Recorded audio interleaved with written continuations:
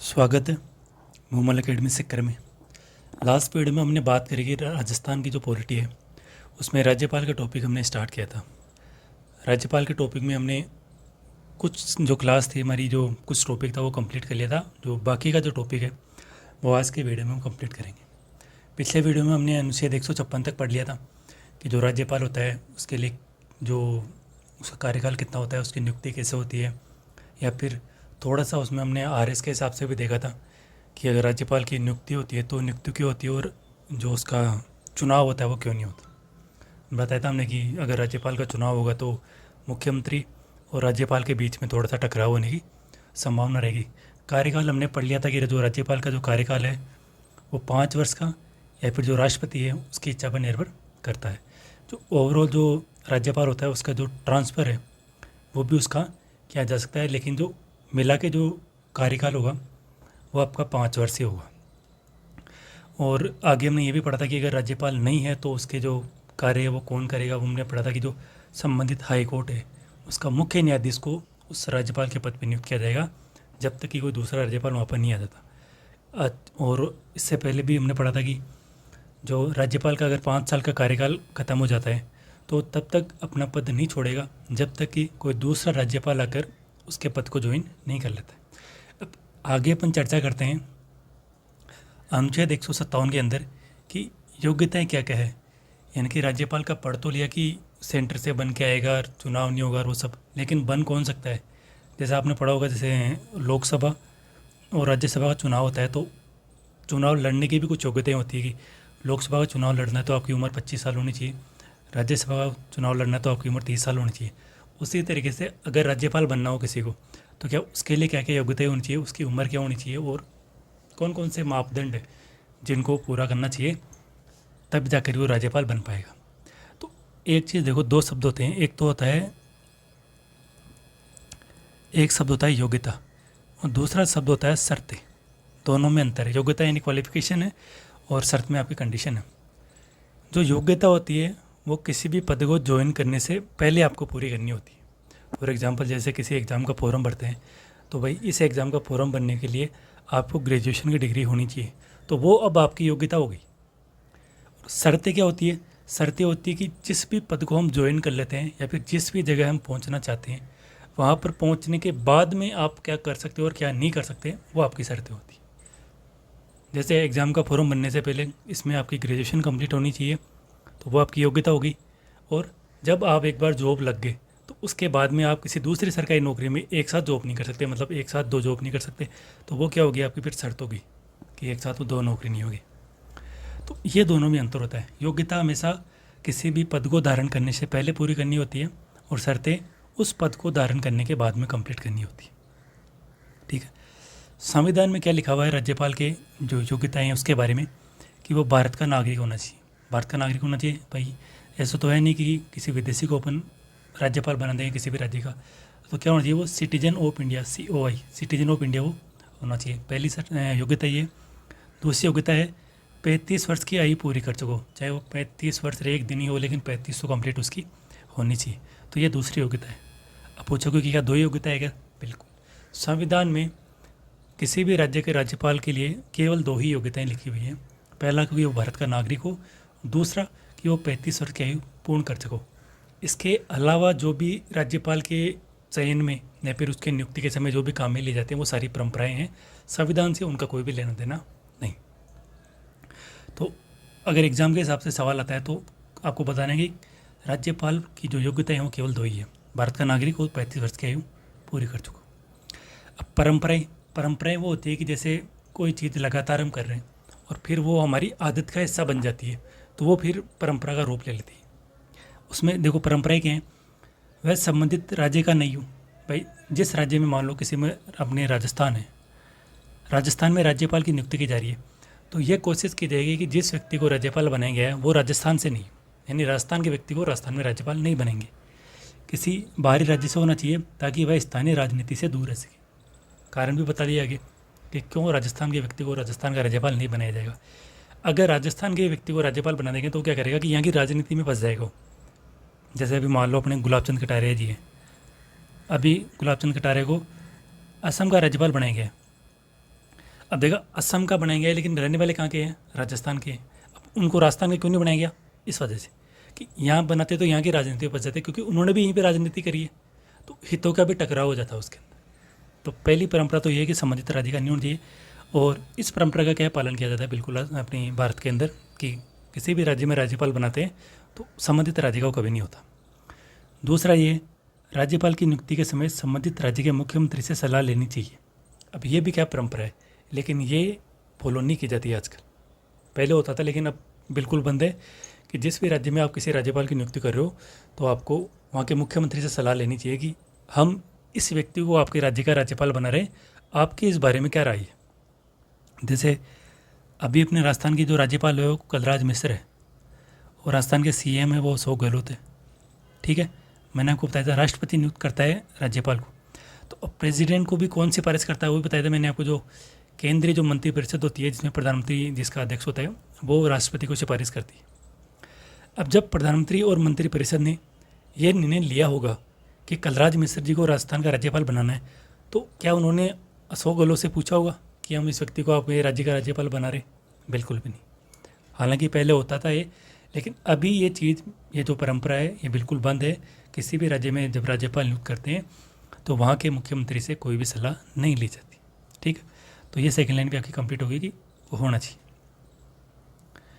अगला अपना आ जाएगा अपने अनुच्छेद 158 आ जाएगा इसके अंदर। अच्छा, मैं एक और चीज़ बताऊँ इसमें आपको। अगर मान लो किसी व्यक्ति को, जैसे गुलाब चंद कटारिया, अगर उसको राजस्थान का राज्यपाल बना देते तो क्या होता बताओ? तो मैं बताऊँ, कोई फ़र्क नहीं पड़ता, क्योंकि वो क्या है, परंपरा है ही। नहीं मानना तो भी दिक्कत नहीं है, क्योंकि संविधान के हिसाब से तो क्या होनी चाहिए, 2 योग्यता होनी चाहिए। अगर गुलाब चंद कटारिया को राजस्थान का राज्यपाल नियुक्त कर दिया जाता तो इस बात को अब आप कोर्ट के अंदर आना चैलेंज नहीं कर सकते कि आपने इस परंपरा का पालन किया। परंपराएं क्या है, बाध्यता नहीं है कानूनी रूप से, संविधान वाली बाध्यता होनी चाहिए बस। ठीक है, अगला अनुच्छेद 158 है अपना कि राज्यपाल के पद के लिए शर्तें। अब कंडीशन पे बात होगी। मैंने बताया था आपको कि शर्तों का मतलब क्या है कि पद ग्रहण करने के बाद, जब आपने राज्यपाल की पोस्ट पे आपने ज्वाइन कर लिया, उसके बाद में आप क्या चीज़ें कर सकते हो और क्या चीज़ें नहीं कर सकते, वो सारी शर्तों के अंदर आती। पहली शर्त क्या है, वह संसद या विधानमंडल का सदस्य नहीं होना चाहिए। संसद या विधानमंडल का सदस्य नहीं होना चाहिए कोई भी व्यक्ति। संसद यानी कि लोकसभा और राज्यसभा, और विधानमंडल में जो भी राज्य में विधानसभा होती है वो, और अगर किसी भी राज्य में विधान परिषद है तो इनका सदस्य नहीं होना चाहिए। अगर मानो कोई सदस्य है तो यदि ऐसा व्यक्ति, ऐसे कोई व्यक्ति राज्यपाल नियुक्त किया जाता है तो उसे सदन से उस स्थिति से अपना पद छोड़ना होगा जब उसने राज्यपाल का पद ग्रहण कर लिया है। देखो, मान लो अभी वही वापस मैं गुलाब चंद कटारिया का ही आपके सामने एग्जाम्पल लेता हूँ। गुलाब चंद कटारिया जो है वो उदयपुर से आपके एमएलए हैं, लेकिन उदयपुर से एमएलए रहते हुए उनको असम का राज्यपाल बना दिया गया। तो जब तक उन्होंने राज्यपाल का पद ग्रहण करा तब तक तो वो एमएलए रह सकते थे, लेकिन जिस दिन उन्होंने राज्यपाल के पद की शपथ ली उसी दिन से जो उनकी एमएलए की पोस्ट थी वो खाली हो गई। यानी मैंने क्या बताया था आपको कि शर्त हमेशा पद ग्रहण करने के बाद में पूरी करनी होती है आपको। जिस दिन गुलाब चंद कटारिया ने असम के राज्यपाल के रूप में शपथ ली उसी दिन से, अब मैंने आपको बता दिया था कि अगर गुलाब चंद कटारिया को जैसे असम का राज्यपाल नियुक्त किया गया तो, और उसके बाद में वो पहले से एमएलए थे, उदयपुर सीट से, तो जिस दिन उन्होंने शपथ ली वहाँ पर उसी दिन से उनकी जो एमएलए की सीट है वो खाली होगी। ये मैंने आपको बता दिया था। और जैसे अब एमएलए, जैसे मान लो कोई एमपी भी है, जैसे मेंबर ऑफ पार्लियामेंट, जो लोकसभा का सदस्य है या फिर वो राज्यसभा का सदस्य है, अगर उसको भी किसी भी जगह का, किसी भी राज्य का राज्यपाल बना देते हैं तो उसको भी जो अपना उसका पद है वो राज्यपाल की शपथ लेते ही वो पद अपने आप ही खाली हो जाता है। मतलब इसमें इस्तीफा देने की भी ज़रूरत नहीं है आपको। ठीक है, जो अपने सेकंड शर्त क्या है, यदि एक व्यक्ति 2 या अधिक राज्यों का राज्यपाल नियुक्त होता है तो उसके वेतन का अनुपात राष्ट्रपति निर्धारित करेगा जो दोनों राज्यों द्वारा दिया जाएगा। उसे वेतन एक पद का ही मिलेगा लेकिन दोनों राज्य मिलकर देंगे। अब देखो इसमें क्या है, अब देखो कोई भी व्यक्ति, मैंने आपको बताया था कि जैसे जो पहला अनुच्छेद पढ़ा था हमने वो यही था कि एक राज्य का एक राज्यपाल होगा, लेकिन बाद में जब 7वां संविधान संशोधन किया गया 1956 में तो उसमें ये लिखा गया कि एक व्यक्ति एक से अधिक राज्य का भी राज्यपाल हो सकता है। उसमें क्या था कि जैसे मान लो एक ही व्यक्ति है, वो राजस्थान का भी राज्यपाल है और वो गुजरात का भी राज्यपाल है, तो एक व्यक्ति 2 राज्य का भी राज्यपाल हो सकता है। सही है। अब उसका जो वेतन है, वेतन का क्या होता है, जैसे मान लो किसी को भी मान लो राज्यपाल है, राजस्थान का राज्यपाल है और एक गुजरात का राज्यपाल है, ठीक, ये गवर्नर है। जब वो एक व्यक्ति 2 राज्यों के राज्यपाल की भूमिका निभाता है तो उसका वेतन तो उसको किसका मिलेगा, एक ही पद का मिलेगा। क्यों? क्योंकि एक ही गवर्नर के पद पे वो बैठा हुआ है। अब ऐसा तो है नहीं ना कि एक ही समय में वो राजस्थान में बैठ जाए, एक ही समय में गुजरात में बैठ जाए। तो पद तो उसका एक ही है और जो उसका वेतन है वो भी एक ही पद का मिलेगा। भाई एक तो गवर्नर का पद है, लेकिन अब चूंकि 2 राज्यों के राज्यपाल की भूमिका निभा रहा है तो उसका जो वेतन का जो है उसको वो गुजरात भी देगा और राजस्थान भी देगा उसको। मतलब दोनों राज्य मिलकर उसको वेतन देंगे जितना भी उसका टोटल। जैसे मान लो अपने जो राज्यपाल है उसका वेतन होता है 3.5 लाख रुपये, तो 3.5 लाख रुपये गुजरात और राजस्थान दोनों मिलकर गवर्नर को देंगे, उस राज्यपाल को देंगे जिसका भी वो वेतन बनता है। ठीक है। अब ये कौन बताएगा कि राजस्थान वाला जो सरकार है वो कितना पैसा देगी और गुजरात की सरकार है वो कितना पैसा देगी? तो ये डिसाइड करता है राष्ट्रपति, जो उसके वेतन का अनुपात है। यानी कि जो 3.5 लाख रुपए है, इसमें से कितना पैसा तो गुजरात देगा और कितना पैसा राजस्थान देगा, ये निर्धारित राष्ट्रपति के द्वारा किया जाएगा। जैसे मान लो 3.5 लाख है तो इसमें आपके 2 लाख राष्ट्रपति ने निर्धारित कर दिया कि गुजरात की जो सरकार है वो 2 लाख रुपये देगी और राजस्थान की सरकार है वो 1.5 लाख रुपये देगी। तो ये जो अनुपात हुआ 3.5 लाख में 2 लाख का गुजरात के और 1.5 लाख का राजस्थान के, ये अनुपात राष्ट्रपति के द्वारा निर्धारित किया जाता है। तो ये इंपॉर्टेंट बात है, ये आपको समझ में आगे होगी। अपनी जो अगली शर्त है वो ये है कि उसे किसी लाभ के पद पर नहीं होना चाहिए। अब देखो लाभ का पद क्या होता है, वैसे संविधान में जो लाभ का पद है उसको उस तरीके से जो परिभाषित नहीं किया गया है, लेकिन फिर भी संविधान में लिखा गया है कि आपके जैसे राष्ट्रपति का पद हो गया, ठीक है। दूसरा आप किसी राज्य के राज्यपाल हो तो वो पद हो गया। तीसरा अगर आप उपराष्ट्रपति हो, ठीक है, तो इन पदों को लाभ का पद नहीं माना जाता। लाभ का पद होने का मतलब ये होता है कि कोई भी ऐसा पद धारण करना जिसके बदले आपको सैलरी मिलती हो, पैसा मिलता हो। किसी भी पद को ले लो आप। तो अब जिससे संविधान ने कहा कि अगर राष्ट्रपति हो, राज्यपाल हो, उपराष्ट्रपति हो तो ये तो लाभ के पद नहीं है, मतलब संविधान ने इनको हटा दिया। इनके अलावा अगर किसी भी पद पे हो आप तो आपका लाभ का पद माना जाएगा। जैसे कोई व्यक्ति है वो राज्यपाल बन गया और राज्यपाल बनने के बाद में जैसे मान लो कोई भी कंपनी है, कोई भी कंपनी मान लो डायरेक्टरी पोस्ट पे पहुँच गया, किसी भी पोस्ट पे मान लो, चाहे वो किसी कंपनी का एम्प्लॉय यानी उसका कर्मचारी क्यों ना बंधे, तो सैलरी मिलेगी, उसको पैसा मिलेगा। तो ये क्या होगा, आपका लाभ का पद हो गया। मतलब वो राज्यपाल बनने के बाद में ऐसा कोई भी पद धारण नहीं करेगा जहाँ पर उसके बदले उस पद के कर्तव्यों को निभाते हुए उसको सैलरी मिलती हो। राज्यपाल के अलावा वो बिल्कुल भी नहीं कर सकता, तो वो लाभ का पद पे भी नहीं होना चाहिए। अगला है राज्यपाल के विशेषाधिकार एवं भत्ते संसद द्वारा निर्धारित किए जाएंगे। ये इंपॉर्टेंट है थोड़ा सा। अपन ने देखा कि नियुक्ति कौन दे रहा है, राष्ट्रपति दे रहा है। उसको पद मुक्ति कौन दे रहा है, राष्ट्रपति दे रहा है। उसके वेतन का अनुपात कौन डिसाइड कर रहा है, राष्ट्रपति डिसाइड कर रहा है। अब अगर एग्जाम में सवाल आएगा कभी कि जो राज्यपाल के विशेषाधिकार और उसके भत्ते हैं वो कौन निर्धारित करता है, तो अगर हमने नहीं पढ़ा होगा तो चांस होगा कि उसमें भी हम राष्ट्रपति कर दे, जो गलत हो जाएगा। संसद डिसाइड करती है कि राज्यपाल के क्या क्या विशेषाधिकार होंगे और उसको क्या क्या भत्ता मिलेगा। भत्ते का मतलब है कि भाई उसको जैसे महंगाई का भत्ता, आवास वगैरह वो मिलते हैं वो सब। विशेषाधिकार का मतलब क्या है, विशेषाधिकार का मतलब ये होता है कि वो राज्यपाल के पद पे हैं तो उस पद पे होने की वजह से उनको क्या क्या सुविधाएं मिलेगी, समझ रहे हो भाई। जैसे मान लो कोई भी किसी पद पे है तो चूँकि आप इस पद पे हो तो इस पद पे होने के आपको ये फ़ायदे मिलेंगे, तो वो उसके राज्यपाल के क्या होते हैं, विशेषाधिकार होते हैं।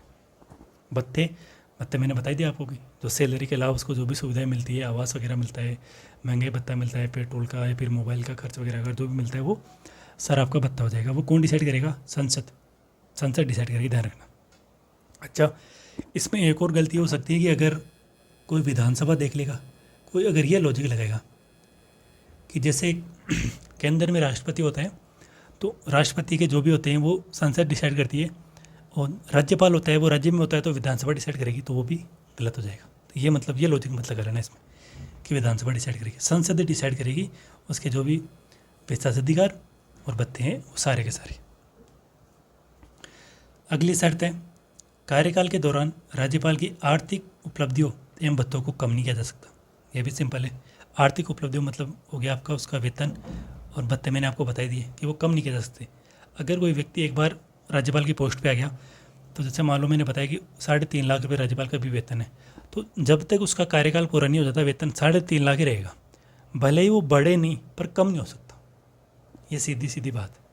3.5 लाख से 1 रुपया भी कम नहीं होगा, चाहे बढ़ जाए वो उसमें दिक्कत नहीं है, पर कम आप उसको बिल्कुल भी नहीं कर सकते। ठीक है। अगली शर्त है बिना किसी किराए के उसे राजभवन उपलब्ध होगा। भाई राज्यपाल को भी रहने के लिए तो जगह चाहिए, तो ऐसा थोड़ा नहीं है कि रूम लेकर रहेगा राज्यपाल, बिल्कुल भी नहीं। राज्यपाल को रहने के लिए राजभवन हर राज्य में बना हुआ है, राजभवन जहाँ पर राज्यपाल क्या रहता है वहीं से अपने वो सारे कामों करता है, और उसका बिना किसी किराए का मतलब किराया भी उसका नहीं लगता है। सिंपल। ये सारी की सारी होगी राज्यपाल की शर्तें। अब बार बार में एक शब्द आ रहा था विशेषाधिकार, कि कोई व्यक्ति राज्यपाल है तो उस पद पे रहते हुए उसको क्या क्या जो सुविधाएं मिलती है, क्या क्या विशेष चीज़ें मिलती हैं जो किसी और को नहीं मिलती, उनके बारे में चर्चा करते हैं थोड़ी सी। जैसे देखो, पहला है राज्यपाल का वेतन। 3.5 लाख रुपये राज्यपाल का वेतन होगा। वो हमने पहले पढ़ लिया कि भाई कम नहीं हो सकता, भले ही बढ़ सकता है। तो ये राज्यपाल का विशेषाधिकार है कि जब वो राज्यपाल के पद पर रहेगा तो उसको हर महीने का 3.5 लाख रुपये मिलेगा। तो ये महीने का है ना, महीने का 3.5 लाख रुपये।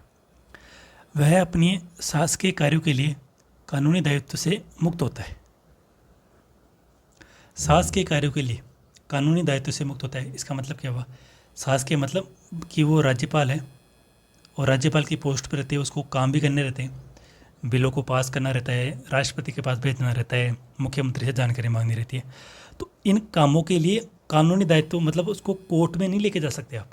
जैसे अभी सोचो आप, राज्यपाल के पास कोई बिल गया, विधानसभा ने उसको पास कर दिया और राज्यपाल को उस बिल को साइन करना है। राज्यपाल ने बिल पे साइन नहीं करा, वो पावर है उसकी।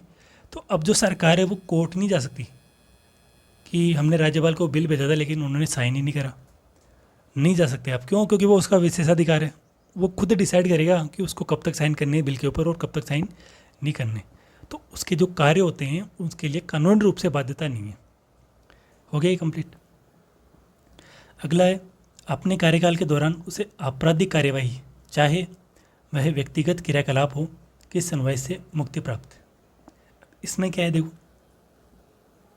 आपराधिक कार्यवाही चाहे वह व्यक्तिगत क्रियाकलाप हो। मान लो राज्यपाल है और राज्यपाल ने कर दिया किसी का मर्डर, अब तो क्या पुलिस गिरफ्तार करेगी क्या? अगर कोई दूसरा व्यक्ति होता और अगर वो मर्डर करता तो उसको पुलिस हाथों हाथ गिरफ्तार कर लेती। लेकिन वो राज्यपाल के पद पे है अगर कोई व्यक्ति और तब उसने कोई मर्डर कर दिया तो पुलिस उसको गिरफ्तार नहीं कर सकती भाई। क्यों? क्योंकि उसको राज्यपाल के पद पे रहते हुए उस ये विशेष अधिकार मिला हुआ है कि जब तक मैं इस कुर्सी पे बैठा हूँ मुझे ये ताकत प्राप्त है कि मुझे कोई गिरफ्तार नहीं कर सकता, चाहे मैंने खुद ने मर्डर करा हो या फिर मैंने किसी और से मर्डर कराया हो। ठीक है। तो किसी भी व्यक्तिगत क्रियाकलाप के लिए भी है ना उसको सुनवाई से मुक्ति प्राप्त है, कोर्ट में उसको नहीं लेके जा सकते आप। एग्जाम के सबसे इंपॉर्टेंट ये भी है ध्यान रखना कि चाहे वह व्यक्तिगत यानी उसने खुद नहीं क्यों ना करो, दूसरे हो सकता है कि उसने किसी और से करवाया हो। ठीक है। उसे गिरफ्तार कर कारावास में नहीं डाला जा सकता। ये बता दिया मैंने आपको कि आप उसको ऐसे नहीं कि पुलिस गिरफ्तार करके जेल में डाल देगी, बिल्कुल नहीं हो सकता। क्यों? क्योंकि वो बहुत बड़ी पद पे है, वो राज्यपाल मतलब राज्य में सबसे बड़ा पद है उसका, और केंद्र सरकार के जो एजेंट है उसकी भूमिका निभा रहा है वो। जो पोजीशन केंद्र में राष्ट्रपति की है वही पोजीशन राज्य में राज्यपाल की है। तो आप अगर इतनी ऊंचे पद पे बैठे व्यक्ति को गिरफ्तार करते हो, संवैधानिक पद पे बैठे व्यक्ति को गिरफ्तार करते हो, तो ना तो वो समाज के लिए सही है और ना ही उस पोस्ट की फिर वैल्यू रह जाएगी तो कोई भी। इस वजह से उसको गिरफ्तार नहीं करेंगे। अब तो फिर तो क्या राज्यपाल मर्डर ही करता रहेगा पूरे दिन? नहीं। 2 महीने के नोटिस पर व्यक्तिगत क्रियाकलापों पर उसके विरुद्ध नागरिक कानून संबंधी कार्रवाई प्रारंभ की जा सकती है। देखो गिरफ्तार तो नहीं होगा, लेकिन अब मान लो किसी ने मर्डर कर दिया राज्यपाल ने, ठीक है। मर्डर करने के बाद क्या होगा? पुलिस क्या करेगी? उसको गिरफ्तार तो नहीं कर पाएगी, लेकिन उसको दे देगी नोटिस। नोटिस दे देगी। कितने महीने का नोटिस दे देगी? 2 महीने का नोटिस। यानी कि आज कोई नोटिस देगी कि हम 2 महीने बाद में आपके खिलाफ ये कार्रवाई करेंगे। ठीक है। तो 2 महीने बाद में वो कार्रवाई स्टार्ट होगी, 2 महीने के नोटिस के बाद में। आज के काम की 2 महीने बाद में। ठीक है, तो ये याद रखना आपको कि राज्यपाल के खिलाफ अगर कोई कार्रवाई करनी हो तो कितने महीने का नोटिस दे देता है, 2 महीने का नोटिस दे देता है। ये बिल्कुल इंपॉर्टेंट है एग्जाम के साथ। ठीक, अगला अनुच्छेद अपना अनुच्छेद 159, इसमें दे रखी है शपथ कि राज्यपाल बन गया, केंद्र ने किसी व्यक्ति को राज्यपाल नियुक्त कर दिया। अब तो उसको शपथ कौन दिलाएगा? राष्ट्रपति दिलाएगा क्या, या केंद्र सरकार का कोई मंत्री दिलाएगा? नहीं, राज्य में भेज रहे हैं। तो देखो, जैसे राष्ट्रपति है, मैंने बताया था आपको, जो स्थिति केंद्र में राष्ट्रपति की है वही राज्य में राज्यपाल की। तो राष्ट्रपति को अगर शपथ दिलाने की बात आती है तो CJI उसको शपथ दिलाता है, chief justice of India, Bharat का मुख्य न्यायाधीश, जो कि सुप्रीम कोर्ट में होता है। तो सुप्रीम कोर्ट का जो मुख्य न्यायाधीश होता है वो राष्ट्रपति को शपथ दिलाता है। उसी तरीके से जो राज्यपाल होता है उसको राज्य में नियुक्त करते हैं। तो राज्य में सबसे बड़ी जो संस्था होती है न्याय की, वो कौन सी होती है? High court. तो हाई कोर्ट का जो मुख्य न्यायाधीश होगा वो आपके राज्यपाल को शपथ दिलाएगा। राज्यपाल को उच्च न्यायालय के मुख्य न्यायाधीश द्वारा शपथ दिलाई जाती है। जिस संबंधित जो भी राज्य है, अगर राजस्थान में किसी को राज्यपाल बना रहे तो राजस्थान के उच्च न्यायालय का जो मुख्य न्यायाधीश है वो राज्यपाल को शपथ दिलाएगा। अगर मुख्य न्यायाधीश हो ही ना, तो अगर मुख्य न्यायाधीश नहीं है तो जो भी उपलब्ध वरिष्ठतम न्यायाधीश है, यानी जो सबसे बड़ा है उनमें से उम्र में, वो शपथ उनको दिलवाएगा। यदि कोई अन्य व्यक्ति राज्यपाल के पद के कर्तव्य को निर्वहन करता है तो उसे भी इसी प्रकार शपथ लेनी होती है। अब देखो, अपन ने पहले पढ़ा था कि मान लो राज्यपाल का पद खाली हो गया, ठीक है, तो अब उसके पदों का जो दायित्व कौन निभाएगा, वो हमने पढ़ा था कि जो भी आपकी हाई कोर्ट है उसका जो मुख्य न्यायाधीश है CJ, चीफ जस्टिस, मुख्य न्यायाधीश कर्तव्य निर्वहन करेगा। अगर मुख्य न्यायाधीश पे नहीं है तो जो उपलब्ध न्यायाधीश है, जो वरिष्ठ है, वो राज्यपाल के कर्तव्य निर्वहन करेगा। तो अब क्या उनको शपथ लेनी पड़ेगी क्या? बिल्कुल। कोई भी व्यक्ति एक शब्द की जगह मैं बोलूँ कि जो हाई कोर्ट का मुख्य न्यायाधीश है वो जब भी राज्यपाल के कर्तव्य को निभाएगा तब उसे राज्यपाल के पद के रूप में शपथ लेनी पड़ेगी। ये इम्पोर्टेंट है। ठीक है, जितनी बार निभाएगा उतनी बार शपथ उसको लेनी पड़ेगी। ठीक है, अगला अनुच्छेद है 160। 160 में क्या है? आकस्मिक परिस्थितियों में राज्यपाल के कार्य। आकस्मिक परिस्थितियाँ मतलब कुछ ऐसी परिस्थितियाँ उत्पन्न होगी जिनकी शायद संभावना नहीं थी, या फिर जिनको नहीं होना चाहिए था, या फिर जिनका कल्पना नहीं करी गई थी। तो उनमें राज्यपाल के कार्य, यानी कि उसमें राज्यपाल के क्या कार्य होंगे, या फिर राज्यपाल के संबंध में अगर आकस्मिक परिस्थिति उत्पन्न होगी। मान लो कोई राज्यपाल है और राज्यपाल की मृत्यु होगी, ठीक है, किसी राज्य का राज्यपाल है और उसकी मृत्यु होगी। अब राज्यपाल की पोस्ट तो खाली होगी, तो किसी न किसी को तो होना पड़ेगा पोस्ट के ऊपर। मान लो कोई भी राज्यपाल है, उस राज्यपाल ने इस्तीफा दे दिया अपना, किसी भी कारण से राज्यपाल ने इस्तीफा दे दिया, तो भी राज्यपाल का पद खाली हो गया। तो वो भी क्या है, या ये क्या चीज़ें, ये राज्यपाल के संबंध में आकस्मिक परिस्थितियाँ हैं कि जिनकी कल्पना नहीं करी थी लेकिन ये हो गई। उस परिस्थिति में क्या होगा, राज्यपाल के पद के संबंध में उत्पन्न आकस्मिक परिस्थितियों में कार्य करने की शक्ति राष्ट्रपति द्वारा प्रदान की जाएगी। मतलब ये जो भी कंडीशन, जो भी परिस्थितियाँ उत्पन्न हुई है, उनके संबंध में क्या होगा और क्या नहीं होगा इनके होने के बाद में, तो उसके बाद में क्या होगा वो कौन डिसाइड करेगा? राष्ट्रपति डिसाइड करेगा। अब क्या राष्ट्रपति मन से कर लेता है क्या? बिल्कुल भी नहीं। इस संबंध में पहले से क्या बना हुआ है, कानून बना हुआ है। राज्यपाल भी क्या है, बाध्य है उस कानून के हिसाब से काम करने के लिए। और कानून क्या बनाया हुआ है कि जैसे राज्यपाल का पद खाली होने पर संबंधित राज्य के उच्च न्यायालय के मुख्य न्यायाधीश या उपस्थित वरिष्ठतम न्यायाधीश द्वारा राज्यपाल के दायित्व का निर्वहन किया जाना। मैंने बताया था राज्यपाल ने इस्तीफा दे दिया तो पद खाली हो गया, और राज्यपाल की मृत्यु हुई तो पद खाली हो गया। मतलब किसी भी स्थिति में अगर राज्यपाल का पद खाली हो जाता है तो उस स्थिति का पहले से ही कानून बना हुआ है कि हाईकोर्ट का मुख्य न्यायाधीश या फिर उपस्थित वरिष्ठतम न्यायाधीश है वो राज्यपाल के कर्तव्य का निर्वहन करेगा, और इसका कानून बना दिया पहले से ही। अब मान लो अगर कल को राष्ट्रपति ये कहे कि भाई राज्यपाल का पद खाली हो गया है और मैं बिल्कुल भी नहीं चाहता कि जो हाई कोर्ट के मुख्य न्यायाधीश है वो इस पद पे बैठे, मैं तो किसी दूसरे व्यक्ति को हाथों हाथ नियुक्त करूँगा, कर सकते हैं क्या राष्ट्रपति ऐसा? बिल्कुल भी नहीं कर सकता। क्यों? क्योंकि पहले से क्या बना हुआ है, कानून बना हुआ है। तो फिर अगर ये वाली चीज़ करनी हो कि किसी पद खाली होने पर किसी भी व्यक्ति को राज्यपाल बना दो हाथों हाथ ही, तो उसके लिए करना पड़ेगा, पहले उस कानून को बदलना पड़ेगा, उसके बाद में राष्ट्रपति ऐसा कर पाएगा। ठीक है, तो अनुच्छेद 160 में क्या हो जाएगा, जो भी आकस्मिक परिस्थिति उत्पन्न हुई है राज्यपाल के पद को लेकर, उस संबंध में कैसे और क्या कार्य किए जाएंगे, वो सारे राज्यपाल यहाँ पर, राष्ट्रपति यहाँ पर देखिएगा आपने कि क्या कार्य करना है, क्या कार्य नहीं करना है। ठीक है। अब अगला है कि राज्यपाल की शक्तियाँ और कार्य, कि राज्यपाल को क्या क्या पावर है और उसके क्या क्या फंक्शन यानी क्या क्या कार्य उसको करने रहते हैं राज्यपाल के पद के रूप में।